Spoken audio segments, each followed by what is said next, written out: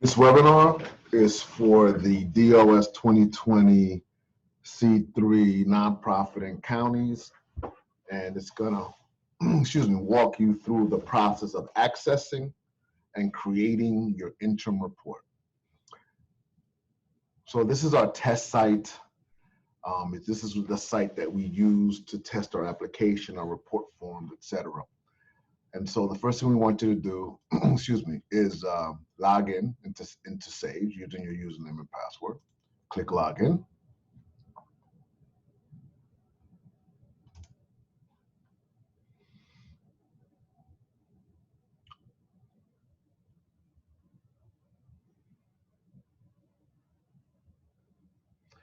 And you get to the My Task page. Your My Task is not going to look as busy as this because, as I said earlier, this is our test site.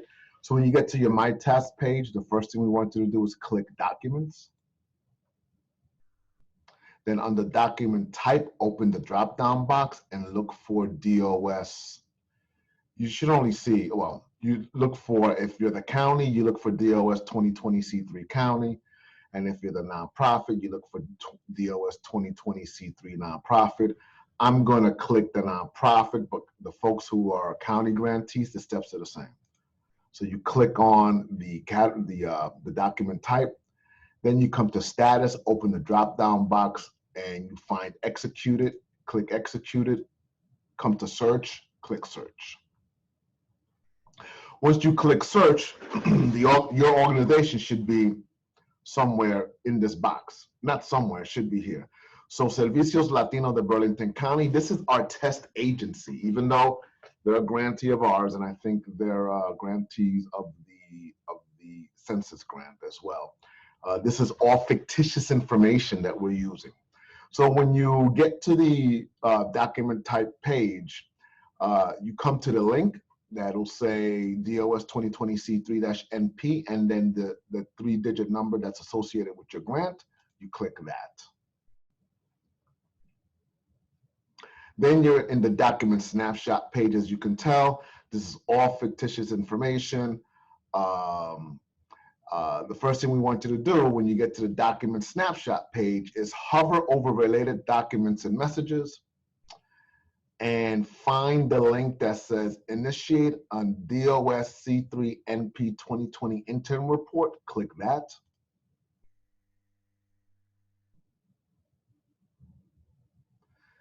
Then you're in the agreement page and you click I agree.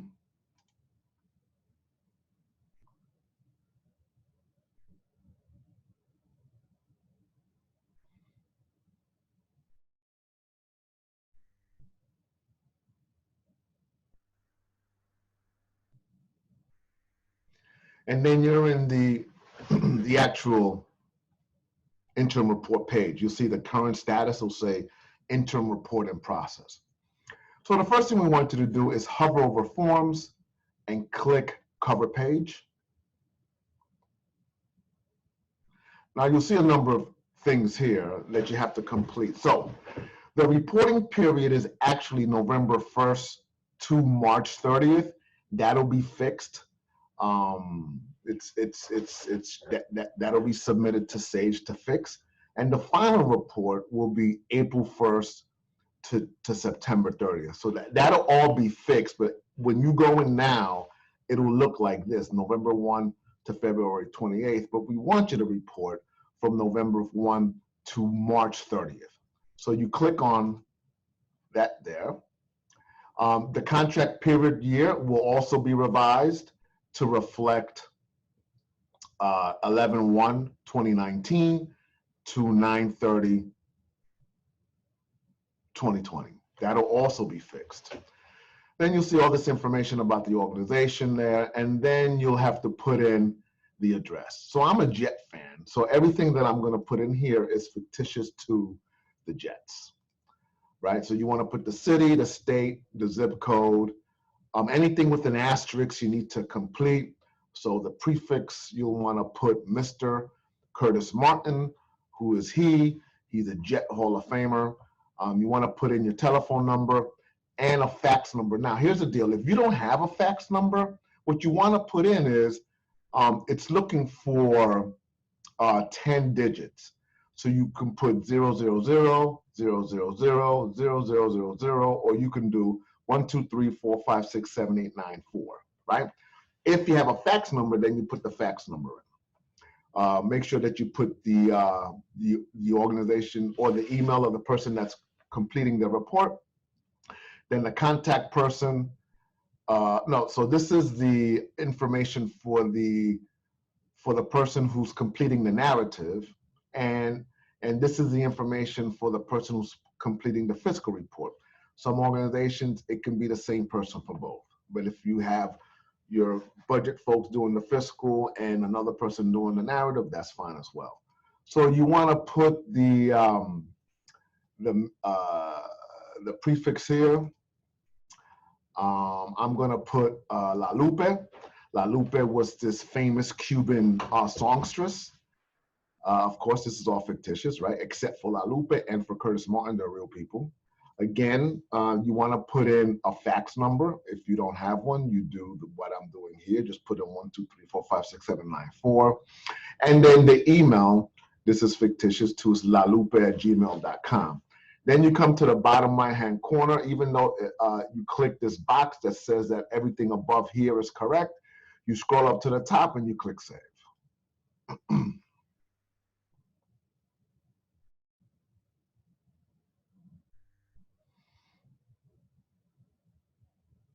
All right. So if everything is saved, you'll see this little green box, this little green light said that the information has been saved. You hover over forms and you come down to demographic data.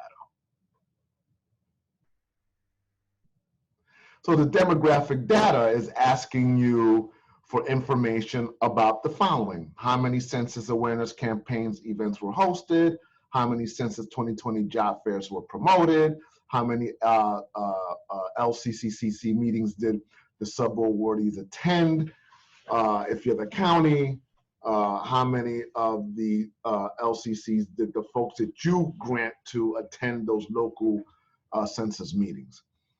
Then you're going to want to know the sex. This should be changed to sex. How many males, how many females that attended the campaigns, that attended the job fairs. And there'll be another place where you can expound on stuff that you've done beyond what's being asked here. The ethnic data, of course, it is what it is. African Americans, this is confusing to some people who are of color, who are not of color. So African Americans are Black people, but then there are Black people that don't consider them that don't consider themselves African Americans, like Haitians or Black Latinos, right? And so we needed to make sure that they felt comfortable in being counted as well.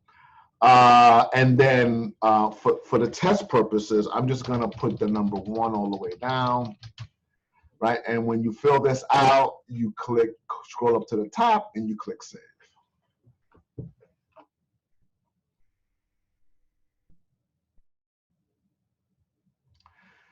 Once this green light comes up saying everything has been saved, you hover over forms and you click narrative. So in the narrative section, you're asked a number of questions from the summary of progress of the activities. You'll insert that information in the text box. You have 500. You have up to 5,000 characters to, answer these types of bullets. Describe progress toward goals and objectives. Describe program activities related to the objectives this reporting period. Describe any research program evaluation information or other indicators of progress to date. So you fill that out. Primary accomplishments. So what accomplishments did you actually achieve in this reporting period? What challenges were there in this reporting period? Now, from November 1 to the end of February, it should be fine. You should have been moving or planning or positioning yourselves for the spring, and then somewhere in here under primary challenges, you're going to have to indicate COVID hit. COVID-19 hit March 16th, and everything shut down. And what did you do to pivot yourselves to be able to continue to do census outreach? So It's everything that was normal 11/1 to February, the second week of March, and then from March 16th on, when the state shut down, it's what did you do to pivot for the month of March, not what you did in April, because April is for the final report. Primary challenges, solutions. How did you resolve the issues when COVID hit in the middle of March, and what were the decisions that were made internally to help you pivot? Changes in program organization, that talks about staff turnover, key staff positions that were changed. Primary training and technical assistance needs that you may need to help you position to be successful, help the organization to position itself to be more successful in this new environment that we find ourselves under. You might want to put that in there. What might be those training needs, what might be those technical assistance needs. If you have a website, and if it's being used for programming, you might want to indicate that there. And then the next steps. What are you going to do moving forward, covering the months of April to September 30th? So this gives the program officers or managers or contract administrator, whatever they call themselves, it gives them a sense of what you're planning moving forward. So for argument's sake, because Sage is looking for something, I'm just going to write the word text in here and copy and paste it all the way down. Paste, paste, paste, paste, paste, and there's two more. Paste and paste. Scroll up to the top and click save.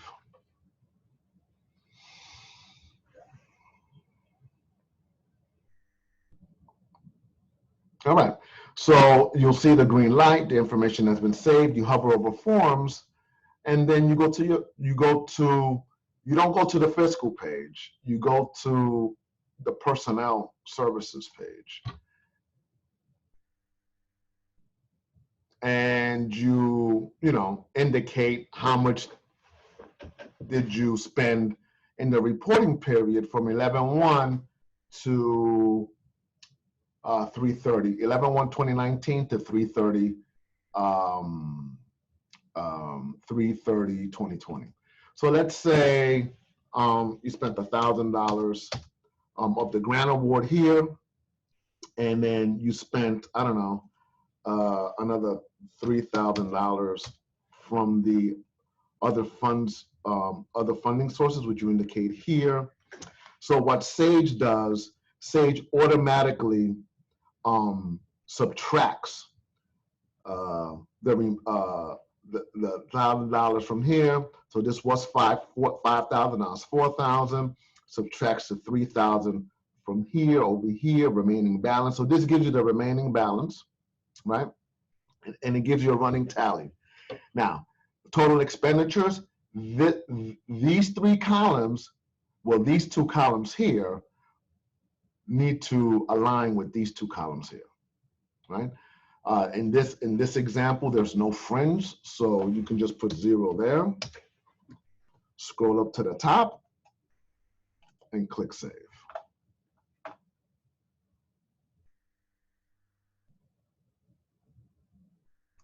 Hover over forms. We're going to get to the fiscal page. Hover over forms and click consultant contract services. Again, if you have consultant contract services in the original budget, it will appear here. So let's say from 11/1 to 3/30, you spent $2,000 out of the $5,000. You spent $2,000 out of the $5,000 that you charged the grant. You don't have any funds from other funding sources, so that would be 0. Here's the deal, everybody. You have to be, who's ever preparing the report, sometimes you may get, you may not charge the grant anything here and charge other funding sources here, and who's ever preparing the grant could inadvertently put the other funding sources dollar amount in the grant funds, that's going to automatically create a negative. If you see a negative over here, meaning the number in parentheses, that means that there was an input error on your end. All right. So after this is done, you go up to the top and you click save.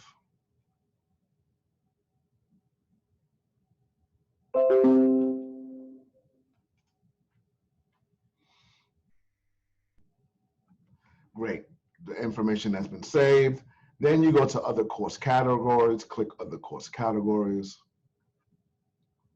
And, you know, many of you have rows of other course categories for test purposes.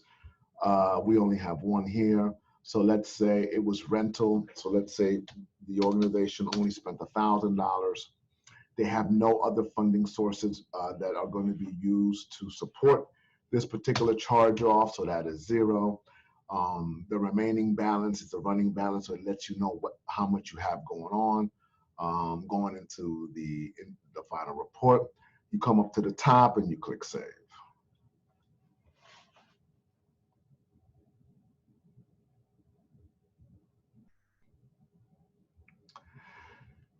After the information has been saved, you hover over forms, and then you go to the fiscal page.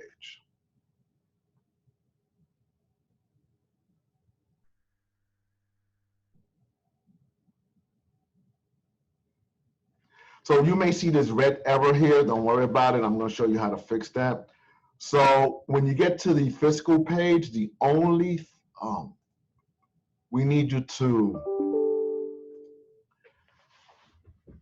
go back to your personnel, go back to your consultant page, go back to the other course category pages, and as you're inserting the numbers in those pages, have a piece of paper so you can then put down how much was actually spent in these particular categories. I think it was $1,000 here, if I'm not mistaken. So let me show you how to do that. So if you didn't keep a tally, you want to go back to the personnel page and say, okay, how much did I spend in personnel?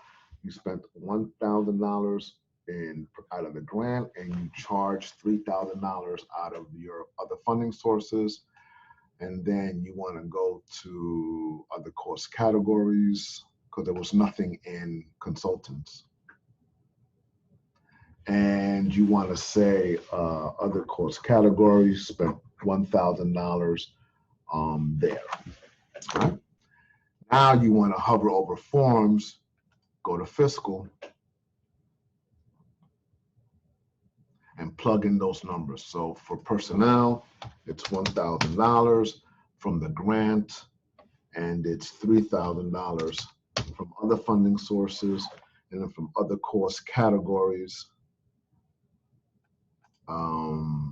it's $1,000.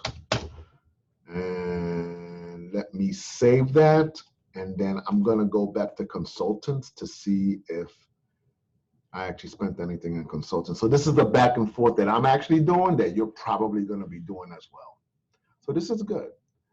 So we'll go to the consultant page, and we'll see that we spent $2,000 in consultants. So you'll go to the fiscal page, go hover over forms, go over fiscal page, and insert $2,000 here. After you've done that, you come down to the bottom of the page. On the bottom left-hand side, you click we certify that the above information is correct. You scroll up to the top and click save. So that's the only time you got to go back and forth, is if you didn't write it down like I did, and like some of you might do. So you got to go back and forth. If you wrote it down as you're going along, then you probably get to this page and everything is fine. Right? So there's also this miscellaneous attachment section here. So you might, it's not unless you're asked to upload additional information, this is where you would upload whatever information you're being asked to upload. And you can also upload stuff that is not being asked of you in the narrative. Like if you want to do a Facebook analytic check and show and show, you know, how many Facebook posts boosts you've done and how many people have been reached for your census outreach, you can upload that information here. You know, wherever you saved it on your PC, you browse it, you click here, and then you upload it, right? So this is where you would add the additional information to show your program officers or contract administrators the additional stuff that you've been doing that's not being asked of you in the actual report. All right, so once all this is done, right, then all you need to do is hover over status change, and under interim report submitted, click the apply status. You get to the agreement page, you say I agree.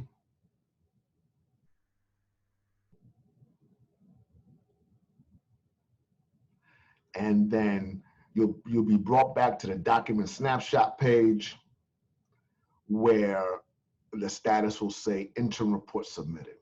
So that's how you access and create your interim report, and that's how you fill it out, complete it.